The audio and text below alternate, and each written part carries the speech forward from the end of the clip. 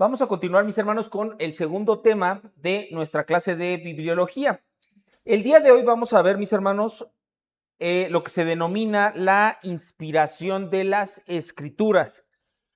Una de las razones por las cuales los cristianos a lo largo de los siglos han vivido, han dedicado sus recursos, su tiempo, su vida si es necesario y han muerto por la escritura, es simplemente por el origen, de dónde vienen las escrituras. Si no fuera por que nosotros sabemos de dónde vienen las escrituras, nada de lo que estaríamos haciendo vale la pena hacerlo. Sin embargo, la inspiración de las escrituras nos deja claro, y esto viene desde la propia Biblia, se presenta de esta manera, como algo que viene directamente de Dios. Es el testimonio de Dios escrito para nosotros, mis hermanos, y es en lo cual por eso nosotros confiadamente vivimos y obedecemos la palabra de Dios. Cuando nosotros queremos definir la inspiración de las escrituras, y ahorita vamos a analizar un poquito más a detalle dos pasajes de la escritura muy importantes para esto, definimos nosotros la inspiración de las escrituras como lo que sigue. La inspiración se refiere a la obra de Dios por la cual se sirve de la personalidad, lenguaje, estilo y contexto histórico de cada escritor para producir unos escritos que llevan al mismo tiempo su divina autoridad. ¿Quién escribió, mis hermanos, por ejemplo, el Evangelio según Mateo? ¿Mateo o Dios?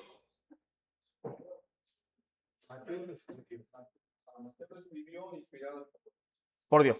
La respuesta sería muy sencilla, los dos. Fueron los dos, Mateo y Dios. Es decir, el autor instrumental, obviamente el autor humano fue Mateo, pero lo que Mateo plasmó en el Evangelio fue exactamente lo que Dios quería que plasmara.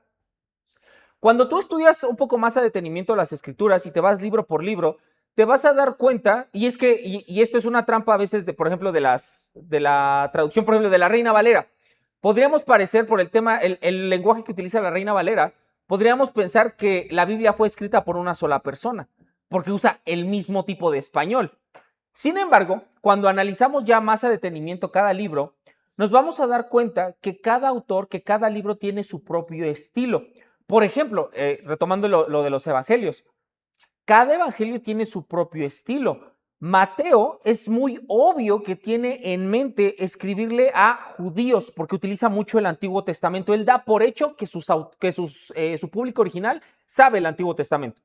Pero por el otro lado, si te vas a Lucas, además de que no utiliza nada de lo referente al Antiguo Testamento, o utiliza muy poco, se ve que lo está organizando como si fuera un relato histórico. Para Mateo era importante ver cómo Jesús cumplía las profecías, pero para Lucas era importante de A, B, C, D hasta el Z. Si tú quieres un evangelio que sea más cronológico y menos temático, ese es el de Lucas, porque tenía en mente, desde el inicio del evangelio, dice que él tenía como intención poner en orden todas las cosas que le habían sido enseñadas. Por el otro lado tenemos al apóstol Juan, en el cual su evangelio, más del 90% del evangelio de Juan, no está, el contenido no está en los otros evangelios. Su propósito era complementar lo que los otros tres evangelistas ya habían dado, y obviamente tiene su propósito y su público, su destinatario original. Entonces, cada autor tiene su propio estilo. No es lo mismo leer una carta de Pablo que una carta de Pedro. No es lo mismo leer al profeta Isaías que al profeta Jeremías. Esto es porque de manera soberana Dios usó el tiempo, la historia, para definir y moldear a cada autor de la escritura para que en el momento en el que llegara el suceso de escribir lo que iba a estar en nuestras Biblias, fuera exactamente lo que Dios quería escribir, sin anular la personalidad, el contexto o la historia del autor original. Los 40 autores de la Biblia, mis hermanos, ellos hicieron su labor de escribir la escritura en un periodo de 1500 años y comunicaron exactamente lo que Dios quería comunicar. Y aquí es donde está una de las más grandes maravillas de la Biblia. Ningún otro libro en la historia cumple esto, que es un volumen en el cual el mensaje se mantiene consistente, coherente y congruente, a pesar de que no es un mismo autor y a pesar de que existieron en separación geográfica y de tiempo en un tema muy amplio. Son 3 idiomas, son 3 continentes, porque algunas partes de las escrituras fue escrita en Asia, otras en Europa, otras en África. Y aún así, todo es congruente, todo amarra. Si ahorita nosotros nos saliéramos a la calle y viéramos un accidente automovilístico y la policía nos preguntara acerca del accidente, a pesar de que nosotros estemos en el mismo lugar, en el mismo tiempo y hayamos visto el mismo suceso, lo más probable es que la policía tuviera relatos distintos dependiendo de dónde hayamos estado.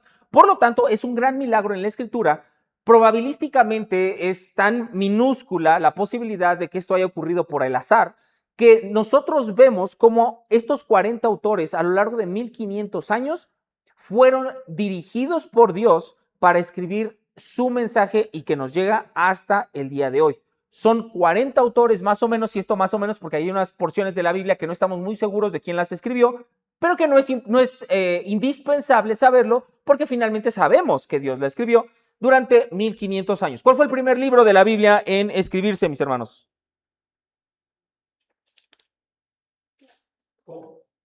Job. Job se dice que fue el primer libro de la escritura y para los que estén interesados en saber un poco más de eso, acudan a los viernes en las clases de teología bíblica, porque el libro de Job tiene señales muy específicas de por qué se cree, se piensa que es el primer libro. ¿Y cuál fue el último libro en escribirse?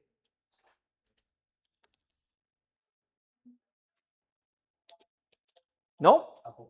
Apocalipsis. Apocalipsis fue el último libro en escribirse. La fecha temprana que algunos postulan, 70 después de Cristo. La fecha más tardía, que es la más aceptada en la historia de la iglesia, es en el 90 después de Cristo aproximadamente. Y Job se debió haber escrito antes del 1500 antes de Cristo. Entonces son más o menos 1500 años en los que la Biblia se escribió. Esto es importante, mis hermanos, y se tuvo que definir de esta manera la inspiración por ciertas dudas que han existido a lo largo del tiempo de los escépticos acerca de la inspiración de la Escritura. Cuando hablamos de la inspiración, mis hermanos, hablamos que la Biblia es inspirada de manera plenaria, primeramente. ¿Qué quiere decir que es inspirada de manera plenaria? Que todas las partes de la Biblia son igualmente inspiradas, divinas y fidedignas. No quiere decir, por ejemplo, el salmo que todos nos sabemos es el Salmo 23 y aún literariamente es hermoso el Salmo 23. Esto no quiere decir que el Salmo 23 sea más inspirado o más divino o más fidedigno que el Salmo 22 o que el Salmo 24. En ese sentido. La otra, tenemos ahí en Romanos 3 estructurado de una manera preciosa el Evangelio. No, y eso es un pasaje, Romanos 3 es un pasaje que utilizamos mucho. Sin embargo, no utilizamos algunas otras porciones de la Escritura. Es muy común que todos hagamos nuestro plan de lectura en un año de toda la Biblia, y cuando llegamos a Éxodo 20, ahí ya nos quedamos algunos, porque de estarnos contando una historia, de repente la literatura cambia de ser una narrativa a ser una prosa legal, y entonces ya nos habla de puros designios legales que a veces son difíciles de entender. Y bueno, algunos de nosotros sí pasamos de ahí, sí decimos, ok, le voy a continuar. Pero entonces llegamos a los primeros capítulos de Números y ahí es entonces donde nos rendimos, porque entonces nos están hablando de un montón de personas que fueron hijos de otras personas y que fueron tantos miles, y entonces decimos, esto es como que no muy interesante. Cuando hablamos de que la inspiración es plenaria, mis hermanos, hablamos que Juan 3:16, porque de tal manera amó Dios al mundo que ha dado a su Hijo unigénito para que todo aquel que en él cree no se pierda, mas tenga vida eterna, es exactamente igual de inspirado que Números, cuando dice que tal persona fue hijo de tal persona, o en Crónicas, cuando nos dice que los cantores que estaban en el templo eran tantos miles. Son igualmente inspirados por Dios. No hay partes de la Biblia que sean más inspiradas que otras. Y esto es porque históricamente, mis hermanos, de repente empezaron a haber dudas, sobre todo acerca de las porciones históricas, de qué tan precisas eran, y empezó a haber dudas con respecto a si toda la Biblia era de manera inspirada de igual manera, y por lo tanto a lo mejor había unos que decían, oye, no, ¿sabes qué? Yo creo que la Biblia es nada más inspirada cuando habla de cosas espirituales. Pero si habla de historia, entonces ahí no es tan inspirada. Y entonces el peligro ahí, mis hermanos, y el peligro que nosotros debemos enfrentar a nuestro día a día, es que la Biblia es autoritaria por encima de todas las cosas, no el ser humano, porque entonces ya la Biblia no se vuelve el parámetro de qué es la palabra de Dios, sino te vuelves tú mismo. Y entonces, lo que nos convenga es inspirado, lo que no nos convenga no es inspirado. Y pues, así que chiste, entonces ya Dios no es Dios, sino más bien nosotros somos Dios. Entonces eso se refiere a que la inspiración es plenaria. Pero también hablamos, mis hermanos, que la inspiración es verbal. Cada palabra individual de la escritura es inspirada y no solo las ideas atrás de las palabras.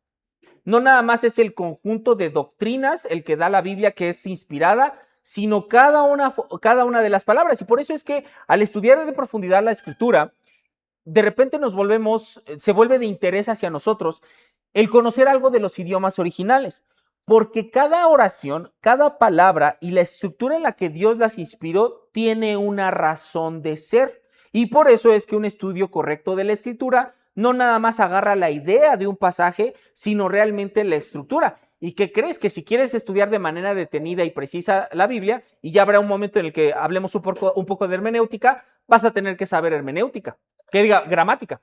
Vas a tener que saber qué es el sujeto, qué es el predicado, qué es un adjetivo, qué es un sustantivo, qué es el pasado, el futuro y el presente, porque la Biblia está escrita en un idioma original, que es hebreo, arameo y griego, pero que comparten muchas de las reglas gramáticas que tenemos hoy en el español y por lo tanto tenemos que conocerlas. Entonces, no nada más se tratan las ideas detrás de las palabras, cada palabra individual de la escritura es inspirada por Dios. Uno de los temas importantes de la inspiración, mis hermanos, es que cuando hablamos de la inspiración de la escritura, nos referimos a los originales, aquellos que fueron escritos directamente de la mano de los autores en el idioma original. Las traducciones y los manuscritos y las copias tienen una inspiración, vamos a llamarlo, subordinada al original. ¿Qué tan confiable qué tan inspirada es la Biblia que tú tienes ahorita en las manos? En cierta manera la respuesta es no es inspirada, al menos no directamente. Es tan inspirada dependiendo de qué tan fiel y fidedigna sea al idioma original. Por lo tanto, hay buenas traducciones y malas traducciones de la escritura. Porque cuando hablamos de la inspiración estamos hablando de los originales y vamos a ver en clases más adelante las implicaciones que tiene el idioma original de la escritura. Entonces, sí, la inspiración de las escrituras es que toda la Biblia viene directamente de Dios, pero eso se refiere directamente a los originales, de los cuales no tenemos ninguno. Cuando hablamos de la inspiración, mis hermanos, ya hablamos de lo que es, ahora vamos a hablar de lo que no es. La inspiración de las escrituras, mis hermanos, no es un proceso mecánico o automatizado en lo que Dios usó a los autores como si fueran una máquina de escribir. A esto se le llama la teoría del dictado, en el que como que Dios tomó posesión de los autores y como si estuvieran en una especie de trance, ellos nada más escribieron directamente lo que Dios quería, lo que Dios les estaba comunicando en ese momento. Eso no es. Aunque hay porciones de las escrituras que sí fueron dictadas directamente por Dios. Por ejemplo, los 10 mandamientos. Los 10 mandamientos es claro que Dios está en ese momento hablando a Moisés y le está diciendo exactamente cómo tiene que escribirlo. Pero en general la inspiración de las escrituras no es eso. Se usa de la personalidad y del contexto histórico de cada autor. Tampoco... adelante, por favor, pastor. En relación con las traducciones, creo que por ahí lo hemos estado comentando, nada más para reafirmar. Efectivamente, la inspiración es en los originales. Una mala traducción, por ejemplo, está la Vulgata Latina. De la Vulgata Latina se hizo una traducción al español. La Biblia que hoy nosotros tenemos, la versión, la Nueva Biblia de las Américas, no se tradujo de una traducción, se tradujo del original del hebreo y el griego. Por eso nosotros creemos que esto que tenemos en el español está inspirado por Dios, ¿verdad? ¿Sale? Excelente. Es correcto. En nuestra última clase de bibliología vamos a hablar un poquito acerca de cómo se dividen las traducciones de la Biblia y cómo las podemos entender. En español no es tan complicado porque realmente son pocas las traducciones de la Biblia que tengamos, aunque no lo creas. Pero, por ejemplo, en inglés hay alrededor de 20 traducciones distintas y sí hay unas muy, muy, muy malas. En español, afortunadamente, sí tenemos malas traducciones de la Biblia, pero esto, por gracia de Dios, afortunadamente no ha llegado una como que muy, muy súper ultra mega mala como la que tienen nuestros hermanos que hablan inglés. Y hasta eso Dios ha cuidado al pueblo de habla hispana en cierta manera. Siguiente, la inspiración de las escrituras no es una inspiración parcial de ideas mezcladas con los propios conceptos del autor humano, por lo que la Biblia contiene, pero no es la palabra de Dios. A esto se le llama la teoría de la inspiración conceptual. ¿Qué quiere decir esto en palabras muy sencillas, mis hermanos? Quienes empezaron a dudar de la inspiración de la escritura postularon que lo que realmente ocurrió es que como un cachito Dios, un cachito el autor humano. Y entonces lo que tienes en la escritura es una mezcla de los dos.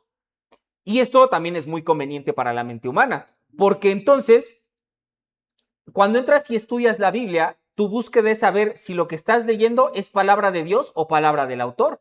Y entonces ya Dios no se vuelve el soberano sobre su propia palabra, es el ser humano el que es soberano sobre la palabra. Y entonces lo que me conviene, eso sí es inspirado por Dios, lo que no me conviene, eso no es inspirado. Entonces, Dios no nada más inspiró conceptos etéreos que el autor de alguna manera tenía que traducir y plasmar. No. Todas y cada una de las palabras en su totalidad, pero también de manera individual, fueron inspiradas por Dios. Entonces, no es cachito el autor, cachito Dios. Todo es Dios a través de la personalidad del autor. Tampoco, mis hermanos, la inspiración de las escrituras es un escrito humano proveniente de la propia genialidad y percepción espiritual de los autores, como cualquier obra literaria. Esto se le llama teoría de la inspiración natural. O sea, así como de una mente humana, de Shakespeare, por ejemplo, vino Romeo y Julieta, pues vino la Ilíada de Homero y algunas otras obras de la literatura universal. Hay quienes dicen que la Biblia así vino de la mente de un ser humano. Literariamente, mis hermanos, la Biblia es un volumen único. Por eso es que hoy en muchas universidades hay maestrías, doctorados y especializaciones en el Antiguo Testamento y en el Nuevo Testamento, en el cual, y así para que sepas qué tan necio es la mentalidad humana, le quitan por completo el sentido divino y espiritual a la Biblia, pero se queda nada más con el sentido literario, porque la realidad es que si tú agarras el Sermón del Monte que predicó nuestro Señor Jesucristo, no vas a encontrar algo escrito de esa manera, con esa belleza y armonía tan singular, no nada más en la forma, sino en el contenido. No lo vas a encontrar en ningún libro, en ningún poema, canción, obra de teatro escrito por la mente humana. Literariamente, aun si le pudiéramos quitar el sentido divino y espiritual a la escritura, por la pura literatura de la escritura, ya vemos que su origen difícilmente va a ser humano. Tiene una belleza y una armonía muy singular que no se compara a cualquier otro escrito del ser humano. Ahora, eso es por el origen, porque viene directamente de Dios. Sí, David tenía su propia personalidad, pero esa personalidad y su mente y sus experiencias jamás hubieran podido componer el Salmo 23 si no hubiera sido por Dios inspirando directamente el mensaje que él quería inspirar. Entonces, la Biblia no es un escrito humano que proviene simplemente de un autor, o en este caso autores, que fueron como muy ilustrados y muy literarios. Viene directamente de Dios. Hasta aquí, mis hermanos, preguntas, dudas acerca de la inspiración de las escrituras. Bueno, y además las profesiones, ¿verdad? También había tanto gente intelectual como no intelectual. Sí, ese es el milagro de las escrituras. 1500 años, 40 autores, pescadores, reyes, por ahí perdido un médico, y aún así todos escribieron acerca del mismo tema de una manera congruente, que es la salvación de Dios a través de su Hijo Jesucristo, ya sea anunciando que iba a venir o diciendo que ya vino, pero todos siguen el mismo filo y ninguno se contradice uno con otro. Eso está impresionante. Si nosotros ahorita en este momento nos pusiéramos a escribir acerca de lo que pensamos de nuestro gobierno, seguramente tendríamos, si somos 40, tendríamos 40 opiniones totalmente diferentes. Aquí tenemos de un solo mismo tema una armonía total entre los 40 autores, independientemente de su contexto. Cuando hablamos de inspiración, mis hermanos, obviamente ya lo estructuramos. La teología sistemática se encarga de recopilar los pasajes que hablan acerca de esto y enunciarlo de una manera más entendible para nosotros. Pero realmente esto no tiene valor alguno si no lo vemos directamente en la escritura.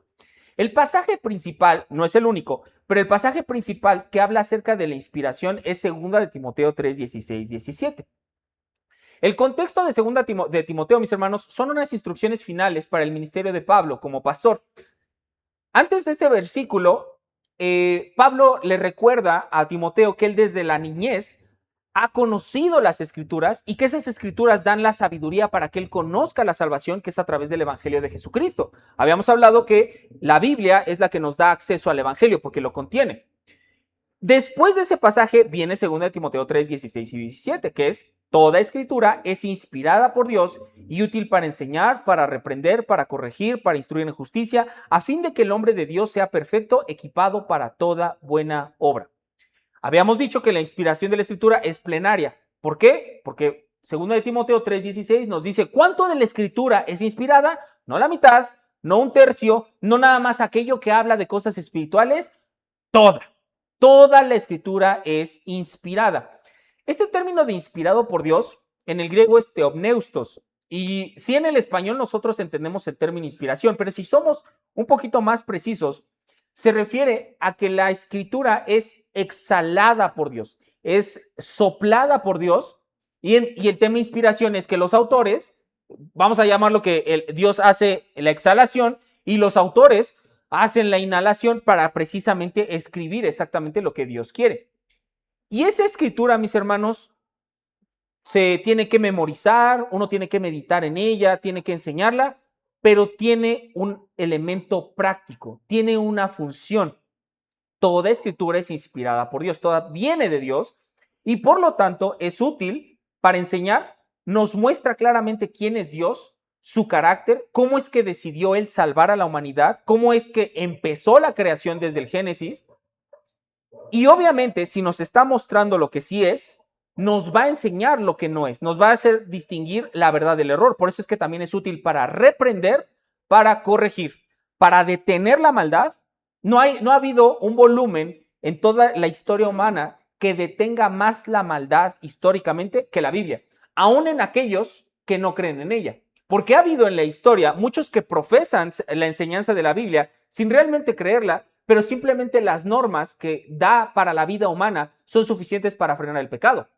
Aunque nosotros somos un país laico, mucho de lo que viene en nuestra legislación, en la Constitución y en todo lo que le da estructura para evitar que nosotros nos devoremos los unos a los otros, ¿qué crees? Viene de un trasfondo, un contexto cristiano.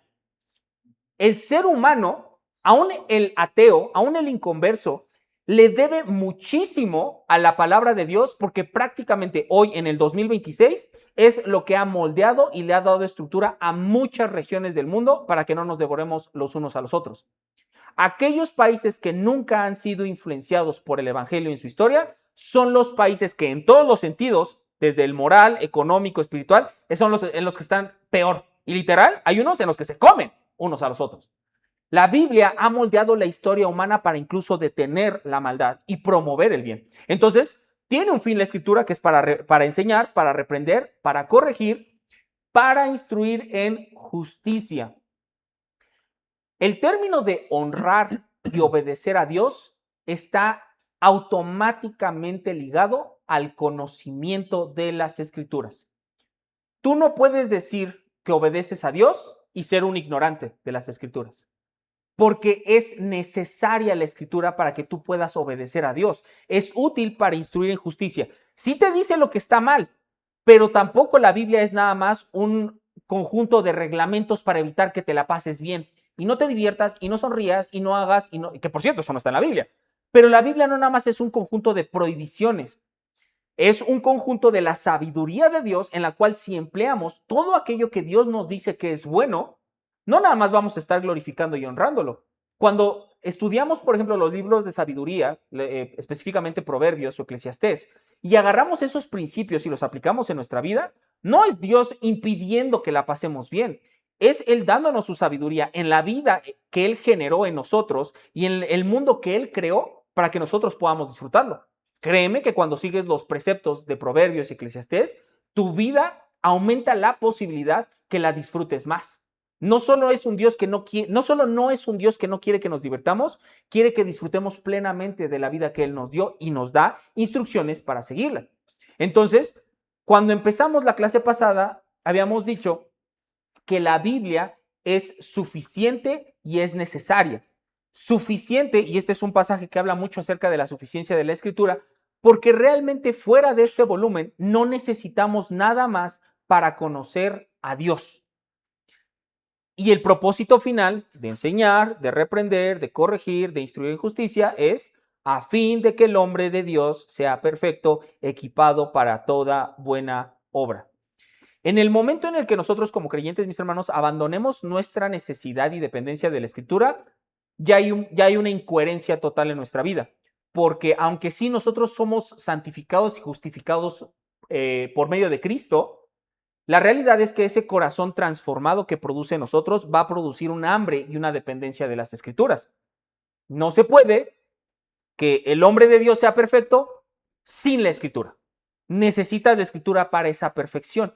Entonces, es bueno que sea inspirado, que bueno, bien, es un origen absoluto de la autoridad de las Escrituras, pero tiene implicaciones en la práctica en el día de hoy. Y es por eso que todos los cristianos, de una manera saludable, sabia y ordenada por Dios, nuestra dependencia no es nuestra propia sabiduría, sino la de Dios.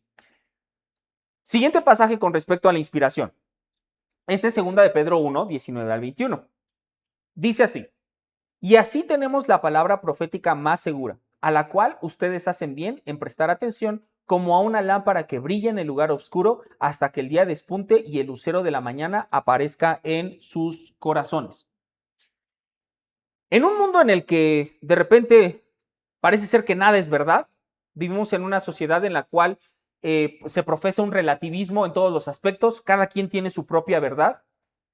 La Biblia es esa ancla segura en la cual nosotros nos podemos agarrar y saber que es verdadero.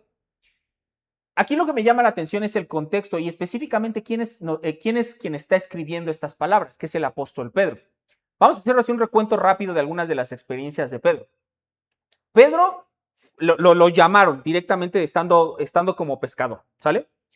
Durante 3 años tuvo la oportunidad de ver cómo los enfermos sanaban, o más aún, cómo los muertos resucitaban. Tuvo la oportunidad de ver una vez que Jesús estaba aquí en la tierra, hubo un momento singular en el que como que quitó el velo de su cuerpo humano Cristo para mostrar su divinidad, en el que se le conoce como la transfiguración. Pedro tuvo el privilegio de ver la gloria de Dios de manera directa, esa que estaba inaccesible atrás del velo en el Antiguo Testamento, aquel que Moisés tuvo que ponerse hasta un velo para no espantar al pueblo de Israel. Pedro lo vio hablando con Elías, con Moisés. Muchas veces criticamos a Pedro por cómo era de agresivo, de impulsivo, y es que sí, la verdad luego tenía cada ocurrencia Pedro, pero caminó en agua. Ni tú ni yo hemos caminado en agua, y Pedro sí lo hizo. Tuvo la oportunidad de ver a Jesús resucitado. Y a pesar de tener todas estas experiencias, cuando Pedro está escribiendo a las iglesias de Asia, tanto en su primera como en su segunda carta, no apela a es que lo que yo vi, es que lo que yo viví, es que yo fui testigo. A pesar de eso, y que hubiera sido una buena ancla, porque él estuvo ahí, él buscó anclar a los creyentes no a lo que él había visto o a su experiencia, sino a la palabra. Y así tenemos la palabra profética más segura. Tú y yo vamos a caer en un error eventualmente cuando nuestra fe empieza a anclarse en la experiencia. Yo creo en Dios, o el argumento en contra, es que yo no creo en Dios porque a mí nunca me ha ido bien. Entonces ya tu fe depende de tu propia experiencia. Y como cristianos, aún dentro de la fe, nuestra fe puede ser debilitada si nos anclamos a la experiencia, si nos anclamos al aquí y el ahora. Y si hoy estoy feliz, hoy sí creo en Dios. No, hoy estoy triste, entonces yo creo que Dios no es real. Y entonces vamos a ser tambaleados por cualquier viento de doctrina, y cuando llegue un falso maestro que apele a tus emociones, a tus experiencias para convencerte de una falsa enseñanza, ¿qué crees? Vas a caer redondito. Porque nuestros sentidos y nuestras emociones son demasiado fluctuantes. Y Pedro nos dice que a pesar de todo lo que él vio, tenemos la palabra profética más segura, a la cual ustedes hacen bien en prestar atención como una lámpara que brilla en el lugar oscuro hasta que el día despunte y el lucero de la mañana aparezca en sus corazones. Si hoy estás enfermo, la palabra de Dios sigue siendo la misma. Si hoy tienes salud y prosperidad, la palabra de Dios sigue siendo la misma. Estés triste, feliz, enojado, estés con tu familia, no estés con tu familia, estés casado, divorciado, que tus hijos en obediencia, tus hijos en desobediencia, en cualquier contexto en el que estés, la palabra de Dios sigue siendo la misma y es a ella a la que nos tenemos que anclar. Sigue el pasaje, pero ante todo, sepan esto, que ninguna profecía de la Escritura es asunto de interpretación personal, pues ninguna profecía fue dada jamás por un acto de voluntad humana, sino que hombres inspirados por el Espíritu Santo hablaron de parte de Dios. Cuando tenemos hoy en día personas que profesan, siguen recibiendo profecía de parte de Dios, hay dos elementos que me parecen, más elementos, pero dos que quiero mencionar ahorita, que contradicen la Escritura. El mismo Espíritu Santo, mis hermanos, que inspiró la Biblia, no va más adelante a actuar de una manera que contradiga la Escritura. Y aquí claramente nos enseña la palabra que ninguna de las profecías es de interpretación personal. Y sin embargo, quienes profesan hoy en día que la profecía continúa, muchas son de interpretación personal. Entonces ya hay una inconsistencia bastante importante. Y la otra es que ninguna profecía fue dada jamás por un acto de voluntad humana. Muchos de los ministerios o pseudoministerios que se dedican a dar profecías hoy en día, el porcentaje de falsa profecía, o sea, de cosas que ellos dicen que va a suceder y que no sucede, es altísimo. Y aquí les hago la pregunta, mis hermanos. De acuerdo, y esto está en el Pentateuco, de acuerdo al Pentateuco, mis hermanos, cuando un profeta se presenta y dice que habla de parte de Dios, ¿cuántos chances tiene de tener error en su profecía? Ninguno. Ninguno. Dice que se examinen a los que digan ser profetas y que en cuanto no se cumpla una profecía, entonces él no está hablando de Dios y por lo tanto debe ser desechado. Y hablando estrictamente del Pentateuco, apedreado. La profecía que viene directamente de Dios tiene un 100% de efectividad en contraste a las profecías que hay hoy en día. Entonces, precisamente porque la fidelidad de Dios, el carácter de Dios está en juego, es que Él siempre obra para cumplir lo que Él ya prometió. No va a ser impedido por ningún ser humano, por ningún acto en la historia, ni siquiera por nuestro mismo pecado, para que Él actúe las promesas que Él dio. Entonces, la palabra no vino por un acto de voluntad humana, habíamos descartado esa teoría en las diapositivas pasadas, sino que hombres inspirados por el Espíritu Santo hablaron de parte de Dios. ¿Dudas, mis hermanos, de la inspiración de las Escrituras? Excelente. Vamos a continuar, mis hermanos, con otro aspecto de las Escrituras y este es la autoridad de las Escrituras. Ok, vienen de Dios, está bien, ya lo entendimos, pero ¿cuál es el valor? ¿Cuál es el lugar que deben tener las Escrituras en la vida del ser humano? Este concepto, mis hermanos, se refiere a que todas las palabras de la Biblia son las palabras de Dios. Y por lo tanto, obedecer o desobedecer la Biblia es sinónimo de obedecer o desobedecer a Dios. No nada más esto nos lleva a la obediencia, mis hermanos. Esto nos lleva a ser muy cuidadosos en cómo estudiamos e interpretamos la Biblia. Porque, y esto lo podemos saber los que estamos casados, ¿cuántas de nuestras diferencias como matrimonios, mis hermanos, empiezan o empeoran porque nosotros malinterpretamos a nuestro cónyuge? Cuando tú malinterpretas a tu cónyuge, no creo que tu cónyuge diga, me encanta cuando entiendes lo que tú quieres y no lo que yo te quiero decir. No, seguramente vas a hacer molestar a tu esposo o a tu esposa. Ahora imagínate cuando malinterpretas a Dios, a su palabra, a su escritura. Es blasfemia el decir, Dios dijo esto y que en realidad no lo haya dicho. Así que mucho cuidado. Por eso es que Santiago dice que no nos hagamos maestros muchos de nosotros porque recibiremos mayor condenación. Nos estamos poniendo en un lugar peligroso. Entonces, la autoridad de las Escrituras quiere decir que en cuanto desobedecemos la Biblia, no estamos desobedeciendo una ideología, no estamos desobedeciendo un club, no estamos desobedeciendo una religión, estamos desobedeciendo a la persona más importante de todo el universo, que es el Creador, que es Dios mismo. Cuando rechazamos el Evangelio, no estamos rechazando una ideología, no estamos rechazando a unas personas, a un club o a una religión. Estás rechazando al Creador del universo. Y al mismo tiempo, por lo tanto, como esas palabras son las palabras de Dios, más nos vale la pena el conocerlas y el entenderlas correctamente. Mucho de la tarea, de la carga que viene de interpretar correctamente la Escritura, viene precisamente por esto, porque es la palabra de Dios. ¿Para quiénes es autoridad las Escrituras? Vamos a ver en Romanos 3:19, mis hermanos.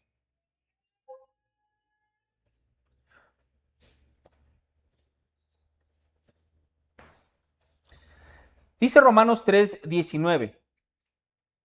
Ahora bien, sabemos que cuanto dice la ley, lo dice a los que están bajo la ley, para que no la mitad, no unas cuantas, no la de los cristianos, no la de los judíos, para que toda boca se calle y todo el mundo sea hecho responsable ante Dios.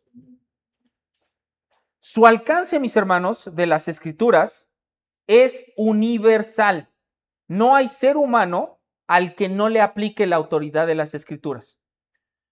No cambia, la autoridad de las Escrituras no cambia con el tiempo. O sea, no es como que fue más autoritativa para los cristianos del primer siglo o para los judíos que salieron de Egipto. No, no pierde, no hay una disminución de su autoridad con el tiempo. Tampoco cambia con la cultura. Es que ellos eran griegos. Es que ellos eran judíos. Para ellos tenía más autoridad. No, es la misma autoridad para nosotros que somos mexicanos, para los americanos, los europeos, para todo ser humano, para toda cultura, nacionalidad, es vigente la Escritura. También, mis hermanos, la autoridad de las Escrituras permanece independientemente de lo que nosotros podamos descubrir o describir de la creación. No importa qué tan avanzada sea nuestra tecnología o nuestra ciencia, jamás va a hacer que el propio conocimiento humano neutralice la autoridad. Que eso es un pensamiento que aboga hoy en día el ser humano, como si la ciencia o la razón fuera algo superior y la escritura fuera algo inferior. Y entonces tenemos, y esta es una realidad, tenemos muy buenos científicos, pero pésimos en el sentido espiritual. Sí saben mucho de la ciencia, pero tienen cosmovisiones totalmente rotas, precisamente porque creen que la ciencia, y es más, un científico de veras nunca va a llegar a la conclusión de que la ciencia es lo máximo. Tiene limitaciones la propia ciencia. Entonces, no hay nada en el conocimiento humano. Decía por ahí, no me acuerdo si es Pasteur el que describió mucho acerca de las bacterias, por el cual tenemos hoy podemos tomar leche sin que nos enfermemos. Según yo, sí es él, que un poco de ciencia te aleja de Dios, pero mucha ciencia te acerca a Dios, porque precisamente te das cuenta del diseño que hay detrás de todo lo creado. Entonces, el alcance de la autoridad de las Escrituras es universal. Hayas estudiado la primaria, la secundaria, la preparatoria o tengas 3 doctorados, la autoridad de las Escrituras es exactamente la misma sobre todos los seres humanos. Las propias Escrituras, como lo vimos, mis hermanos, dicen ser la palabra de Dios y Dios posee autoridad. Por lo tanto, las Escrituras poseen autoridad, porque es directamente de Dios. Ahora, ¿qué cosas no es la autoridad de Dios? Muchas veces es útil el conocer de manera positiva qué es algo y contrastarlo con qué no es algo para que lo entendamos mejor. Cuando hablamos de la autoridad de las Escrituras, mis hermanos, no nos referimos a que esa autoridad sea derivada o otorgada por seres humanos. Una de las objeciones ante la autoridad de las Escrituras es que la iglesia o los cristianos somos los que le proveímos autoridad a la Escritura. Y como nosotros le damos chance, entre comillas, le damos nuestra autorización a la Biblia para que gobierne nuestras vidas, entonces la Biblia es tan autoritativa como el ser humano se lo permita. No, aunque la ignores, aunque no la obedezcas, aunque seas indiferente o estés totalmente opuesto a la Escritura tiene autoridad sobre tu vida. Tampoco, mis hermanos, cuando hablamos de la autoridad de las Escrituras, nos referimos a que la Biblia es una autoridad espiritual entre muchas otras posibles. Es la única, es la máxima autoridad espiritual que tenemos los creyentes. No compite con otros volúmenes, no compite con otras confesiones, no compite con otras ideologías, es la autoridad máxima. Cuando nosotros vemos libros o escritos de cristianos que han venido antes de nosotros a lo largo de la historia, es muy bueno y útil leerlos, pero esos escritos son tan útiles y verdaderos dependiendo qué tanto se asemejen, más bien qué tanto se subordinen a la Escritura. Por lo tanto, vamos a tener autores de mucho renombre, cristianos muy sabios, que al saber que sus escritos no son inspirados, van a tener errores. van a tener fallas también en su fe, porque no depende de ellos, sino de qué tan subordinado esté a la Escritura. Entonces, no es una autoridad espiritual entre muchas posibles. Tampoco, mis hermanos, es una autoridad que pueda cuestionarse o deponerse legítimamente. No quiero decir, mis hermanos, que no haya preguntas en nuestra mente y en nuestros corazones que puedan ser resueltas a la luz de la Biblia, pero quiero que sepas que nunca va a haber sabiduría cuando te pones directamente a cuestionarle a Dios de por qué su Biblia está escrita. Nunca la vas a poder cuestionar o refutar de manera legítima. ¿Por qué? Por el simple origen que tiene, porque tú eres criatura y Él es creador. Al ser humano no le gusta enfrentarse a algo que no pueda como refutar. Sin embargo, cuando existe esta separación entre creador y criatura, no lo vas a poder hacer. Tu propia naturaleza te lo va a impedir y nunca vas a llegar a algo útil o sabio al intentar cuestionar así la autoridad. Insisto, no quiere decir que no tengas dudas legítimas, que no podamos ir a la Escritura a responderlo o que se te prohíba preguntar algún elemento de tu fe. No estamos refiriendo a eso. Solamente que cuando el corazón humano llega a tal necedad que quiere desafiar a Dios, no vas a llegar a un punto en el que tú tengas la razón y Dios diga, no sabes qué, si tienes razón, yo me equivoqué, entonces vamos a cambiarlo. No vas a llegar a ese punto. Tampoco, mis hermanos, la autoridad de las Escrituras no es una autoridad relativa a un solo grupo de seres humanos. Como te dije, no nada más es a los cristianos, a todos los seres humanos les aplica. Tampoco es una autoridad sugeridora, o sea, que como que te da recomendaciones. Ay, si tú lo quieres tomar o no. No. No es una autoridad opcional si quieres o no. Es una autoridad fija y establecida por Dios. Y tampoco es una autoridad complaciente para los deseos y caprichos del ser humano. Uno de los puntos precisamente por el cual se empezó a dudar de la inspiración de las Escrituras es porque hay partes de las Escrituras que como que no nos convienen para nuestra parte carnal. No es el propósito de la Biblia, aunque tienes muchos beneficios de obedecerla y de alcanzar felicidad y un grado enorme de plenitud al seguir la Escritura, al obedecer a Dios, el objetivo de la Biblia no es tu satisfacción, no es hacerte feliz. El objetivo es Dios presentándose al ser humano y para que conozcamos lo que necesitamos de Él para obedecerle y honrarle. Vamos a acabar el día de hoy, mis hermanos, con esta serie de 3-4 diapositivas rápidas, porque puede ser que te encuentres con personas o incluso en las redes sociales con este argumento, en el cual nos dicen que nuestra doctrina de la autoridad bíblica es un razonamiento circular. Cuando somos hijos y vamos creciendo, nos encontramos rápidamente con que no podemos hacer lo que se nos pegue en nuestra regalada gana. Y aquí voy a ventilar a mi papá. Y entonces vas a encontrar un momento en el que tus papás te pongan un freno. Y a nosotros no nos gusta ese freno. Y la duda es, bueno, pero ¿por qué me estás poniendo ese freno? Nosotros queremos una respuesta elaborada, estructurada de por qué se me está impidiendo hacer lo que se me pegue la regalada gana. Y en vez de recibir eso, recibimos porque soy tu padre. Y eso es cierto. Los papás en el orden bíblico no necesitan darle razones a los hijos de su propia autoridad. No quiere decir que los papás se vuelvan irracionales, no estoy refiriéndome a eso. Pero simplemente los papás, por ser papás, Dios los colocó para frenar el pecado de sus hijos. Y los hijos, pues tienes que aguantar. ¿No te gusta? Cásate y ten tus hijos. No, es que yo quiero sin responsabilidades y hacer lo que se me pegue la regala gana. No, ese no. Eclesiastés termina precisamente diciendo que ese no es el sentido de la vida, perdón. La Biblia se presenta de esa manera. Y cuando se nos argumenta en contra de la autoridad de la Escritura, de por qué nosotros decimos que la Biblia es la palabra de Dios, más o menos sigue esto que está en la diapositiva. Nosotros como cristianos declaramos que la Biblia es la palabra de Dios. Y nos van a preguntar, ¿cómo estás seguro de que es la palabra de Dios? Y nuestra respuesta es, porque la Biblia lo dice. Y te van a preguntar, ¿y por qué debo de creer lo que la Biblia dice? ¿Por qué debo de creerle a la Biblia que dice que la Biblia es la palabra de Dios? Porque la Biblia es la verdad máxima. ¿Y cómo sabemos que es la verdad máxima? Porque la Biblia es la palabra de Dios. Y entonces, esa es una respuesta que no va a satisfacer el intelecto humano porque parece ser un razonamiento en circular. Y es que en realidad es un argumento de autoridad.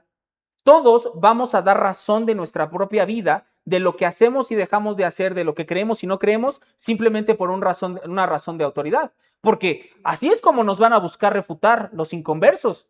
Pero ahora vamos a volteárselas. Y si tú no crees que la Biblia es la palabra de Dios, seguramente vas a caer en alguno de los siguientes ejemplos. No crees que la palabra de Dios es la máxima autoridad porque crees que tu razonamiento es la máxima autoridad. Pero aquí yo te pregunto, ¿por qué crees que tu razonamiento es la máxima autoridad? Me vas a tener que contestar porque te parece razonable que así lo sea. Y entonces también es un argumento en círculo. No nada más nosotros lo tenemos.